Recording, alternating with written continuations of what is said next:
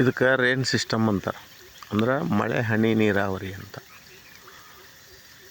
Main ಪೈಪ್ಗೆ ನಲ್ಲಿ ಹಚ್ಚಿ pipe ಹಚ್ಚಿಬಿಟ್ಟು ಆಮೇಲೆ ಆನ್ ಮಾಡ್ತಾ ಹೋದರೆ ಹಿಂಗೆ ಸ್ಪ್ರಿಂಕ್ಲರ್ ಆಗ್ತೈತಿ. ಇದರಿಂದ ಏನು ಉಪಯೋಗಪ್ಪ ಸ್ಪ್ರಿಂಕ್ಲರ್ಗೆ ಇದಕ್ಕೆ ಏನು ವ್ಯತ್ಯಾಸ ಅಂದರೆ, ಮಳೆ ಹನಿ ನೀರು ಬೀಳೋದ್ರಿಂದ ಭೂಮಿ ಮಿದುವಾಗಿರ್ತದೆ.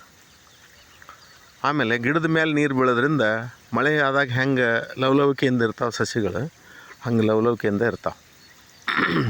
ಬೇಸಿಗೆ ಒಳಗೆ ನೀವು ಕೆಳಗೆ ನೀರು ಏನು ಹಾಸಿದ್ರೂ ಉಪಯೋಗ ಆಗೋದಿಲ್ಲ, ಮೇಲೆ ಬಿಸಿಲಿಗೆ ಗಿಡಗಳು ಸಿಡಿದು ಬಿಡ್ತಾವೆ. ಹೀಗಿರೋದ್ರಿಂದ ಮೇಲೆ ತಂಪಾಗಿ ಒಳ್ಳೆ ಇಳುವರಿಯನ್ನು ನಮ್ಗೆ ತೆಗಿಯೋಕೆ ಅನುಕೂಲ ಆಕೈತಿ. ನಮ್ಗೆ ಇದ್ರಾಗ ಹನಿ ನೀರಾವರಿನೂ ಮಾಡ್ಕೋಬೋದು. ಕಡಿಮೆ ಬಿಟ್ಟರೆ ಸಣ್ಣಗೆ ಬರ್ತಾವೆ, ಜೋರಾಗಿ ಫುಲ್ ಆನ್ ಮಾಡಿದ್ರೆ ಕಡಿಮೆ ಪೈಪ್ಗೆ ಆನ್ ಮಾಡಿಕೊಂಡ್ರೆ ಜಾಸ್ತಿ ಮೇಲೆ ಹೋಗ್ತತಿ ಗಿಡದ ಮೇಲೆ.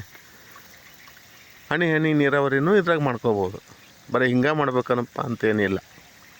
ಇದು ಒಳ್ಳೆ ಮೆಥಡ್, ನಮಗಂತೂ ಭಾಳ ಚೆನ್ನಾಗಿ ಅನುಕೂಲ ಆಗೈತೆ.